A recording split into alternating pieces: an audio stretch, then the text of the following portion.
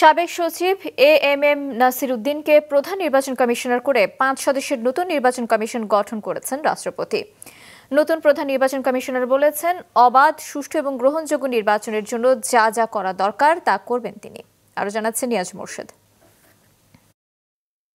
ছাত্র জনতার অভ্যুত্থানের পর সাংবিধানিক বাধ্যবাধকতার দোহাই দিয়ে গেল ৫ সেপ্টেম্বর পদত্যাগ করে আউয়াল কমিশন। এরপর গত মাসে সুপ্রিম কোর্টের আপিল বিভাগের বিচারপতি জুবাইর রহমান চৌধুরীকে সভাপতি করে ৬ সদস্যের সার্চ কমিটি গঠন করা হয়। সার্চ কমিটি গতকাল ১০ জনের নাম প্রস্তাব করেন রাষ্ট্রপতির কাছে। সার্চ কমিটির দেওয়ার নামের তালিকা থেকে প্রধান নির্বাচন কমিশনার হিসেবে সাবেক সচিব এএমএম নাসির উদ্দিনকে বেছে নেওয়া হয়। আর নির্বাচন কমিশনার হিসেবে নিয়োগ পান সাবেক অতিরিক্ত সচিব আনোয়ারুল ইসলাম সরকার, সাবেক জেলা ও দায়রা জজ আব্দুর রহমান এল মাসুদ, সাবেক যুগ্ম সচিব তাহমিদা আহমেদ এবং অবসরপ্রাপ্ত ব্রিগেডিয়ার জেনারেল আবুল ফজল মোহাম্মদ সানাউল্লাহ। প্রধান বিচারপতির কাছে শপথ পাঠ করবেন নতুন কমিশনাররা। আজ নিজ বাসভবনে সাংবাদিকদের কাছে নবনিযুক্ত সিইসি বলেন, অতীতের কমিশন একতরফা ও ভোটারবিহীন নির্বাচন করে যে ভুল করেছে সেই ভুল তিনি করতে চান না।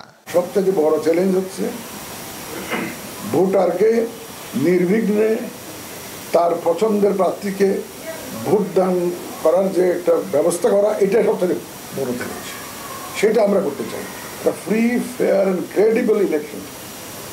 সেটার জন্য যা যা করা দরকার আমি সর্বোচ্চ শক্তি দিয়ে চেষ্টা করব। ওনারা কি কি ভুলগুলা করেছেন, কি কি কাজগুলা অপছন্দ নিয়ে কাজ করেছেন, তাদের যে ল্যাপসেস, এগুলার থেকে আমরা শিক্ষা নিয়ে তাহলে আমরা সেভাবে আগাবো, যাতে ওই জিনিসগুলো যাতে আমরা না করি।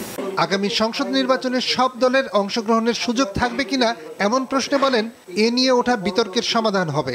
ততদিন পর্যন্ত অপেক্ষার পরামর্শ দিয়ে বলেন, কবে ভোট হবে তা বোঝা যাবে সংস্কার কমিশনের রিপোর্ট পাওয়ার পর।